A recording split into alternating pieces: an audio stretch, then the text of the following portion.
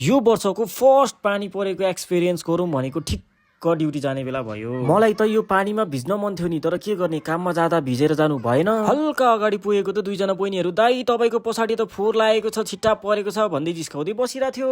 पानी परेको बेला यस्तै हो बहिनी भन्दै म चाहिँ अगाडि बढे। हावाहुरी पनि के साह्रो चलेको, छात्तै उडाउने गरी। दाउरा थकालीको बिल्डिङमा पुगेको त झन् झन् धेरै पानी पर्न थाल्यो। अब जति पानी परे नि, हावा हुन्डरी चले नि, मलाई त बाल्नै भएन नि। छाता छाता झोला सोला राखेर फ्लोरमा आएको त दाइ मस्त गीत गाउँदै बसिरहेको रहेछ। यसो रुफटपतिर गएर पनि आउन भनेको त ठिक्क यति पर्फर्मेन्स हुने बेला भएछ। मलाई भने यतिको डान्स भन्दा मासु प्यारो, तिमीहरू डान्स हेर्दै गर, म चाहिँ मासु भात पड्काएर आउँछु भनेर म चाहिँ लागि किचनतिर। किचन गएको त साथीले कानमा टप देखाउँछ। आज टप सब के हेरिँदैन भन्दै म चाहिँ एक कटोरा मासु बोकेर लागे क्याफेटेरियातिर। पुगेको त एउटा कान्छी मासु सुँग्दै एक थाल भात खाइसक्नु लागेको रहेछ। अर्को कान्छी चाहिँ हड्डी पनि छोड्दिन भन्दै हड्डी चपाउँदै बसिरहेको रहेछ। मेरो भएको कटोरामा चाहिँ दामी लेग पिस परेको रहेछ। मासुसँग यस्तो घनिष्ठ प्रेम बसिसक्यो कि दिनकै खाए पनि मलाई पुग्दैन। टन्न अगाउन्जेल मासु भात खाइसकेपछि म पनि मस्त हड्डी चपाउँदै एकछिन बसे। हे सञ्जय सर, तपाईँको भिडियोमा त लाइक नै आउँदैन हौ, म दर्शकहरूसँग लास्ट रिसाएको छु भन्दै मसँग पनि खाना नखाइ ठुसुक्क परेर बसेको थिएँ। त्यही भएर सबैजनाले लाइक शेयर सब्सक्राइब गरिदिनु होला, धन्यवाद।